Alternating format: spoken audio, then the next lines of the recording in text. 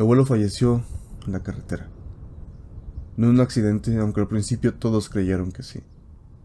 El tráiler apareció a un lado del tramo libre entre dos ciudades del norte, detenido en el acotamiento, con las luces de emergencia puestas y el motor apagado. Los paramédicos que llegaron dijeron que mi abuelo estaba en el asiento del conductor, con las manos todavía al volante. Paro cardíaco, dijeron. Un hombre de 63 años con el corazón que no aguantó. Eso fue lo que le dijo el certificado de defunción. Pero lo que mi abuelo llevaba escribiendo en su libreta de bitácora durante los 3 días anteriores a esa noche es otra historia. Una que mi familia guardó durante 15 años porque nadie sabía qué hacer con ella. Y que yo les voy a contar ahora porque creo que ya es el tiempo. Mi abuelo se llamaba Celestino. 45 años manejando trailers desde que tenía 18 años y consiguió trabajo de ayudante en una empresa de carga del norte. Creció en la carretera, eso decía de él. Conocía cada tramo, cada curva peligrosa, cada trecho donde la niebla baja de noche y convierte los faros en manchas de luz que no iluminan nada. Era el tipo de hombre que dormía mejor en la cabina que en una cama, que medía las distancias en horas de manejo en lugar de kilómetros, que sabía el nombre de los encargados de cada caseta de cobro en la ruta que hacía durante hace casi 20 años. No era un hombre que se asustaba fácil. Eso también lo necesito que lo entiendan antes de que cuente lo demás. Mi abuelo era de los que, cuando había niebla espesa y los demás traileros paraban en el acotamiento a esperar, él seguía a velocidad reducida porque conocía el tramo de memoria. Era de los que habían visto volcaduras, atropellamientos, toda la violencia ordinaria de la carretera nocturna, y que habían aprendido a procesar esas cosas con la misma calma pragmática con que procesan las cosas los hombres que llevan décadas expuestas a ellas. En los 3 días antes de morir, ese hombre escribió en su bitácora cosas que nunca en 45 años de carretera había escrito. La libreta la encontró mi tía Clara entre las cosas del tráiler cuando fue a recogerlas. Era una libreta de espiral de las de rayas donde mi abuelo llevaba sus registros de manejo, fechas, kilometraje, horas de manejo, tiempos de descanso, indicencias, todo en su letra apretada y ordenada, que yo reconocería en cualquier parte porque de niño me enseñó a escribir con esa misma presión firme sobre el papel. Las últimas páginas eran diferentes, no era la letra, que seguía siendo la misma, es el contenido. Mi tía las leyó, las fotocopió sin decirle nada a nadie. Guardó las copias y devolvió la libreta original a la empresa. 15 años después, cuando mi tía estaba vaciando su casa para mudarse, las encontró y me las dio. Dijo que no sabía qué hacer con ellas porque tampoco podría tirarlas. Las leí esa misma noche y lo que voy a contar es lo que mi abuelo escribió. El primer registro diferente es el del martes. Mi abuelo salió de la bodega de carga a las 4 de la tarde con destino a una ciudad a 12 horas de camino. Ruta que conocía de memoria, que había hecho cientos de veces. Que podría manejar dormido, aunque jamás lo habría hecho, porque era de los que tomaban los descansos reglamentarios sin saltarse ninguno. A las 9 de la noche paró en una gasolinera de ruta para cargar diésel y tomar café. Hasta ahí todo normal, registrando con la misma precisión de siempre, hora, litros, precio. Luego escribió algo que no era parte del registro estándar. Escribió: desde Pemex en el kilómetro 340. Hay algo que me sigue. Camino combi, no distingo. Lleva sus luces muy altas y no rebasa.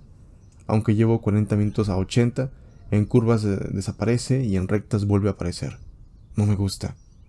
Eso fue todo en el martes. Llegó a su destino sin más incidencias registradas. Durmió en la cabina como siempre. Al día siguiente descargó y recargó, y salió de regreso a las 2 de la tarde. El miércoles es donde la libreta empieza a sentirse diferente de verdad. Salió a las 2 como dije, y las primeras 4 horas de regreso están registradas normal. Paradas, combustible, condiciones del tramo. A las 6 de la tarde escribió el mismo de noche, o aún igual. Lleva 2 horas detrás desde que salí de la gasolinera del kilómetro 180. Luces altas. Otra vez intenté reducir velocidad para que rebasara, pero no lo hizo. Me detuve en el acotamiento 5 minutos, se detuvo también, a como 100 metros detrás. Cuando arranqué, arrancó. Debajo de eso, con diferente presión del bolígrafo, como si lo hubiera escrito después, agregó: no pude ver bien qué tipo de vehículo es. Los faros son muy brillantes. No parece tráiler, tampoco parece coche normal. El espacio entre los dos faros es raro, más ancho de lo que debería ser para la altura a la que están. Siguió manejando. A las 8 de la noche escribió de nuevo: sigue ahí. Ya son 6 horas. Llamé a mi despachador, me dijo que no había reportes de nada raro en el tramo. Le dije que había un vehículo siguiéndome. Me preguntó que si había amenazado o cerrado y le dije que no, que solo me seguía. Me dijo que si no había agresión no había mucho que hacer, que siguiera mi ruta. Seguí. Las últimas anotaciones del miércoles dice: paré en el restaurante del kilómetro 89. Pedí que alguien saliera a ver el tramo conmigo. El mesero y otros traileros salieron, pero no había nada en la carretera. Les pregunté si habían visto entrar algún otro vehículo detrás de mí y dijeron que no. Comí, descansé 2 horas, salí a las 11 de la noche y luego, al final de esa página, escrito apretado en el margen, como si no hubiera querido que ocupara su propio renglón, dice: cuando salí del restaurante estaba ahí otra vez, esperando. El jueves es el que no puedo leer entero sin tener que parar. Salió del restaurante a las 11 de la noche del miércoles y manejó hasta las 3 de la mañana. Las anotaciones de esas 4 horas son las más densas de toda la libreta, escritas con una presión que en algunos renglones marcó el papel de la hoja de atrás. A las 11, con 40 minutos, escribió: ya no creo que sea un vehículo normal. Lo que sea que trae atrás no son faros, son demasiado brillantes y demasiado blancos y no iluminan la carretera de la manera en que los faros iluminan la carretera. Iluminan solo hacia adelante, directo, como si lo que importara fuera que yo supiera que están ahí. A las 12:15 escribió: intenté acelerar, llegué a 110. Siguió a la misma distancia, exactamente a la misma distancia, como si la distancia entre nosotros fuera fija, como si algo la estuviera midiendo. A la 1 de la madrugada escribió algo que tardé mucho en procesar cuando lo leí por primera vez. Escribió: paré en seco en el agotamiento, apagué las luces, me quedé en oscuridad total, esperé a ver qué hacía y se detuvo también. Apagó sus luces, estuvimos los dos en la oscuridad parados en la carretera sin que ninguno hiciera nada. Durante un tiempo que no sé cuánto fue porque dejé de mirar el reloj. Luego encendí mis luces, encendió las suyas, arrancó. Debajo de eso, en el mismo renglón, sin espacio, mi abuelo escribió: esto no es una persona. Las últimas anotaciones son del jueves a las 2 de la mañana y a las 2:30. A las 2 escribió: tomé la desviación al tramo libre para evitar las casetas. Pensé que si era algo que seguía a los vehículos, quizás el cambio de ruta lo confundía. Los primeros 20 minutos no había nada atrás. Pensé que lo había perdido. A las 2:30 escribió: está delante. Solo eso, 2 palabras: está delante. Debajo, con una letra que ya no tenía la firmeza de las anotaciones anteriores, escribió la última cosa que mi abuelo escribió en esa libreta. No sé cómo llegó delante, llevaba horas detrás. La desviación no estaba señalada y la tomé sin avisar. No hay manera de que supiera que iba a tomarla. Sus luces están encendidas. Está parado en medio del tramo atravesado, bloqueándome el camino. Me detuve como a 100 metros. Llevo 20 minutos aquí parado y no sé qué hacer.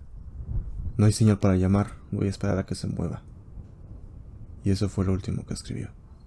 Los paramédicos dijeron que llegaron a las 6 de la mañana, llamados por un automóvil que encontró el tráiler en el acotamiento con las luces de emergencia puestas, y mi abuelo estaba en el asiento del conductor, las manos en el volante, los ojos abiertos, y no había ningún otro vehículo en el tramo.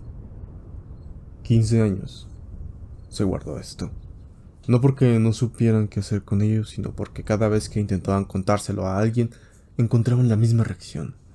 Una explicación razonable, dicha con amabilidad, que dejaba fuera exactamente los detalles que no encajaban en ninguna explicación razonable. Que si era un vehículo normal que casualmente siguió la misma ruta, que si los camioneros de noche A veces ven cosas que no están por el cansancio. Que si el paro cardíaco de un hombre de 63 años no necesita más explicaciones que los años y el esfuerzo. Todo eso puede ser verdad, pero hay 3 cosas que no he podido meter en ninguna de esas explicaciones en 15 años de intentarlo. La primera, mi abuelo manejó esa ruta cientos de veces, conocía cada tramo, cada curva, cada kilómetro. Si hubiera tenido un episodio de cansancio o de alucinación, por falta de sueño lo habría reconocido. Era demasiado experimentado para no reconocerlo.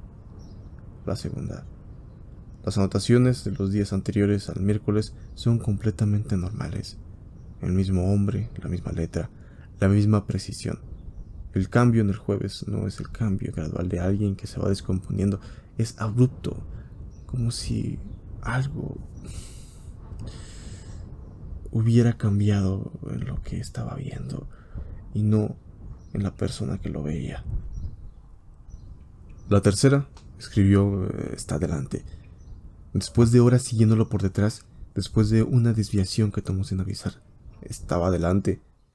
Y mi abuelo, que había visto de todo en 45 años de carretera, escribió que no sabía cómo era posible. Ese detalle es el que no me deja. Ese y las manos en el volante. Los paramédicos dijeron que estaba con las manos en el volante cuando llegaron, 3 horas después de la última anotación. 3 horas sentado en la oscuridad, en ese tramo, esperando a que algo que estaba parado frente a él se moviera. No sé qué vio en esas 3 horas, nadie lo sabe. Y eso es lo que más pesado. Eso es lo más pesado de todo esto. No lo que escribió, sino las 3 horas que no escribió nada. No hay moraleja en esta historia. No voy a decirles que tengan cuidado en la carretera de noche, ni que si ven luces que los siguen, hagan tal cual cosa. No sé lo que fue lo que persiguió mi abuelo. No sé si era algo de este mundo o de otro. No sé si murió de miedo o de algo más que el miedo. Lo que sí sé es que era el hombre más calmado que conocí en mi vida. El que me enseñó a manejar, el que me enseñó que la carretera se respeta, pero no se teme. El que decía que los que tienen miedo de la oscuridad es porque no han pasado suficiente tiempo en ella. Y ese hombre, en las últimas páginas de su libreta, escribió: esto no es una persona. Guardo esas páginas en un cajón de mi escritorio. A veces las saco y las leo otra vez, buscando algo que se me haya pasado, pero siempre encuentro lo mismo. Un hombre en una carretera oscura, solo, con algo detrás que no debería estar ahí, y que de alguna manera llegó adelante. Y 3 horas de silencio después de eso. Nos vemos hasta la próxima historia. Y muchas gracias por acompañarme.